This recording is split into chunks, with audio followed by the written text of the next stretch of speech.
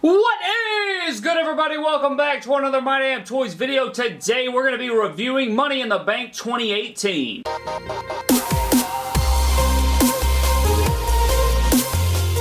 Starting things off on the pre-show, guys, we had the SmackDown Live Tag Team Championship match between the Bludgeon Brothers and the Club. I'm very disappointed this was on the pre-show. I didn't even know they were really going to have pre-show matches, and I didn't even know the pay-per-view was going to be 4 hours long, but it was, and this match was probably the best championship match that the Bludgeon Brothers have had, or even the best match they've had since they returned as the Bludgeon Brothers. Very solid little matchup right here. Bludgeon Brothers retained like I expected, and I started off the night 1-0. So Money in the Bank 2018, guys, opened up with Big Cass taking on Daniel Bryan, and I gotta be honest, I did not have very high expectations going into this matchup, but they did surprise me. I actually found myself very engaged during this match. Big Cass actually was impressive. I guess it was because Daniel Bryan was his opponent, but I think they did well in this matchup, and I thoroughly enjoyed it for some odd reason. At the end of it, I was actually like, dang, I actually enjoyed that matchup. So props to Daniel Bryan and Big Cass. I know Daniel Bryan probably carried the whole thing, obviously, but I was impressed, and Daniel Bryan obviously picked up the win like I predicted, and I think that was the right move, and I don't know where Big Cass goes from here,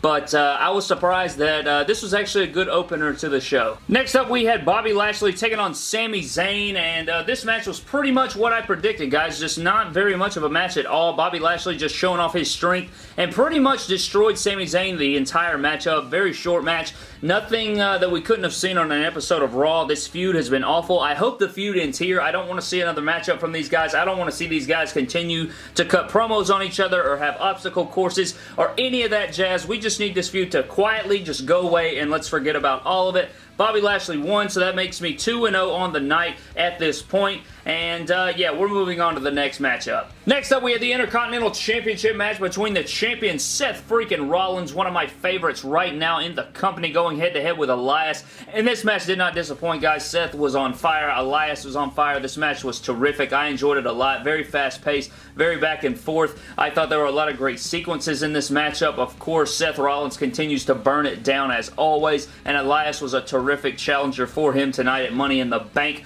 A lot of great sequences. As I said, you know, Seth Rollins dove through the ropes one time. Elias countered it, threw him into the barricade, threw him into the post, threw him back inside the ring, and then hit him with an elbow drop. I thought that was a terrific little sequence. Ended up, Seth rolled up. They did like this roll-up sequence back to back to back. Seth ended up finally getting Elias with his hurt knee and all, and this was just a great match. Third match of the night, not including the pre-show here, and this allowed me to go on to 4-0 on the night, predicting this one correctly as well, as Seth retains in a great one. Next up, we had the women's version of the Money in the Bank ladder match. Very entertaining match. We had Becky Lynch, Lana, Ember Moon, Naomi, Charlotte, Sasha Banks, Natalya, and Alexa Bliss.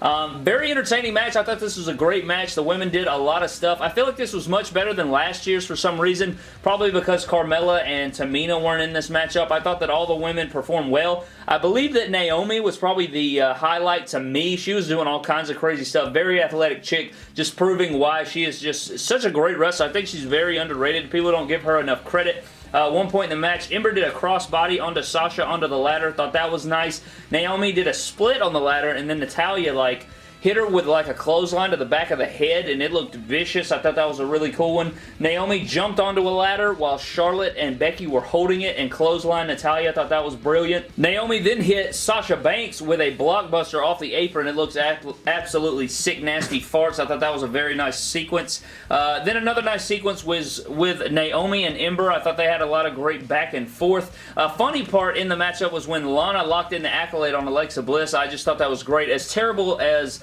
Lana is in the ring and just very green, I thought that was very funny. It was a good pop from the crowd, and I enjoyed that little part right there. There was a weird part in the match where Naomi and Lana and Becky, Naomi was on top of the ladder about to get the briefcase, and then Becky came in late and like rushed in a Beck-sploder on Lana, and it just looked really crazy. I don't know. She like did it real quick and then ran up the ladder. It's like she was too late to the party.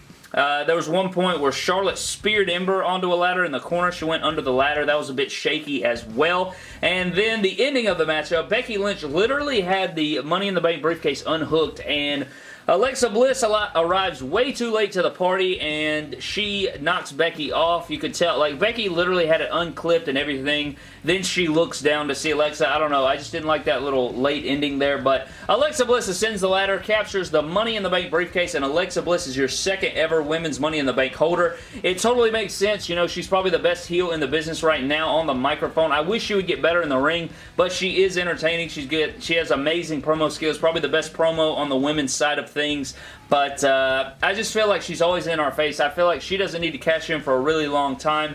And if I would have had it my way, I would have given it to Becky. But Alexa Bliss does make sense, and I am a fan of Bliss. I just wish that she would do some more with her character and, I don't know, freshen up the flavor. But that was a great little women's Money in the Bank match, and I did enjoy it. Next, we had this abomination of a match between Roman Reigns and Jinder Mahal. And I'm going to be honest with you guys, I couldn't even really focus on the matchup. You know, it was probably, yeah, I mean, I paid a little bit of attention, not going to lie. But, you know, all the energy was sucked out of this match. The crowd wasn't having it. You know, they immediately turned on it. You know, the Chicago crowd is full of, you know, some of the biggest wrestling marks in the entire world. So, they totally shut down this match. We had chance of CM Punk, Rusev Day, NXT, Johnny Wrestling, Velveteen, CM Punk, Let's Go Cena, I even think, at one point. And it was just crazy, guys. Beach Ball Mania was running wild in this matchup. You know, it was your typical Raw match, nothing crazy. Just, you know, back and forth, yada, yada, yada. Roman Spear, 1, 2, 3. The big dog pulls it out. We all knew it was coming. But, yeah, that's pretty much all I can say. I can say this, though. I don't see Roman moving on to fight Brock after this. You know, it's not a very big win. It's just Jinder Mahal, so I don't know where they'll come with that. It'll be interesting to see where they go from here. They'll probably even continue this feud. I'm not even sure. But one part I did like was Sunil Singh getting out of the wheelchair and hitting Roman. I thought that was clever. I wish he would have, like, tried to hit Roman, and when Roman deflected it, he should have sat back down in the chair and made it look like Roman was attacking him, you know, the hurt guy in the wheelchair, making Roman look like the bad guy. I thought that would have been more creative. But anyways, guys, Roman destroys Jinder and just a worthless match. Next up, we have the SmackDown Live Women's Championship match between Carmella and Asuka. And guys, this is just ridiculous. I mean, come on, guys. Come on, guys. This is just terrible. You take the best thing in the women's division in Asuka. You already have her lose to Charlotte like an idiot instead of giving her the ride all the way until WrestleMania 35, which would have been way better, way more creative. But instead,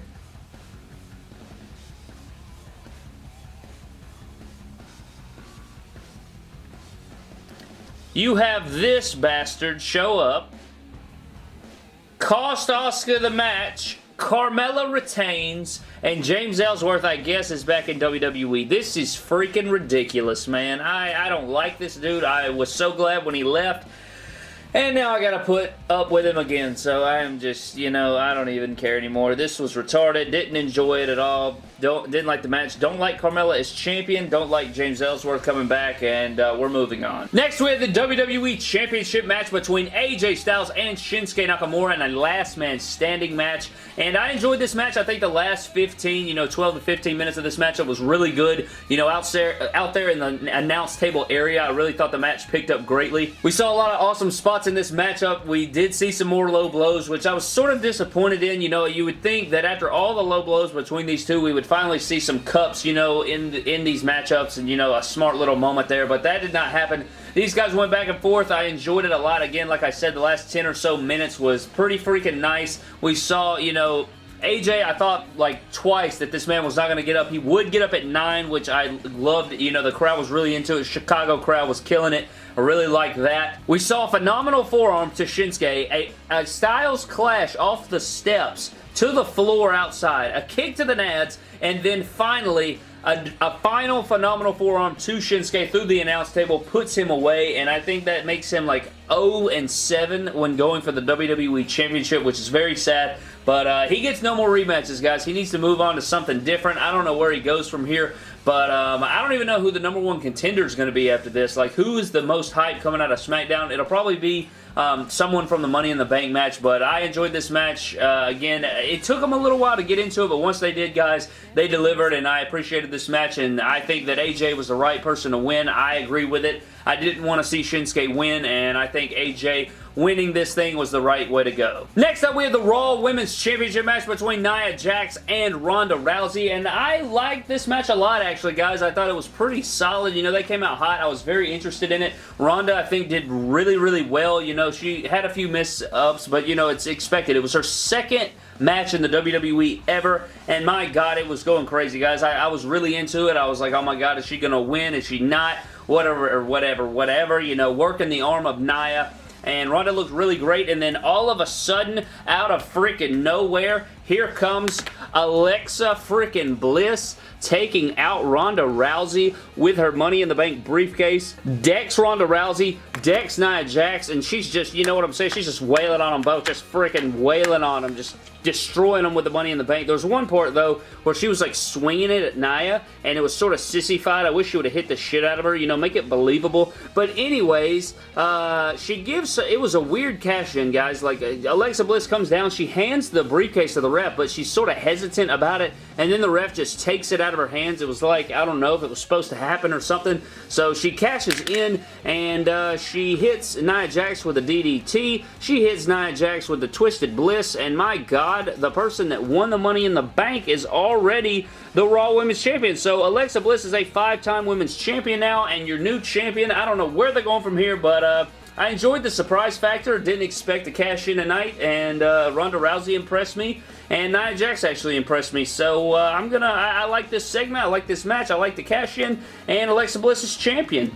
And last but not least, we had the men's Money in the Bank ladder match between Finn Balor, Bobby Roode, The Miz, Kevin Owens, Samoa Joe, Braun Strowman, Rusev, and a member of the New Day. The member of the New Day would end up, in fact, being the guy that I wanted to see in this matchup. It would end up being Kofi Kingston. Kofi Kingston would do some great things in this matchup. I was thoroughly impressed with his performance, as, you know, not very surprising at all. Kofi Kingston is an absolute beast.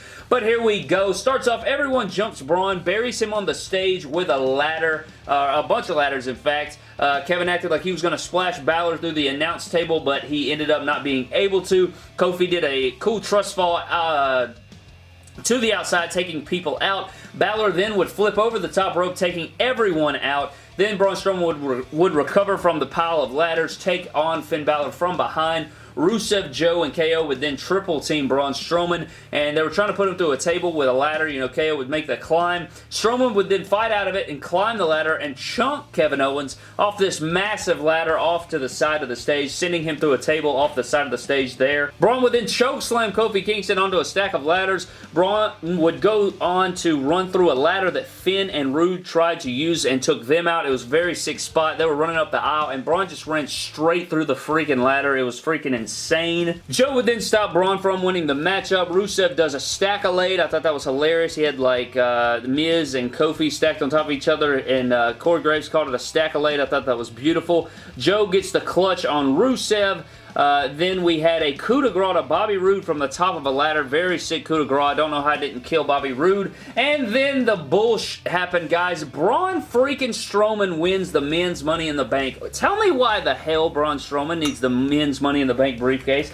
I don't understand this booking at all. Why wouldn't you just put the championship on him when he had, you know, 2 or 3 title opportunities before this? This is supposed to be a briefcase that elevates mid-card talent like the rest of the field here, but, you know, you take a guy like Braun Strowman. I think that Braun Strowman and Samoa Joe were literally the only guys that did not need to win this thing, and they screwed the pooch. The only guy that I literally would have been very, very unpleased with winning won the damn thing in Braun Strowman. I just think this is ridiculous. I didn't agree with it at all.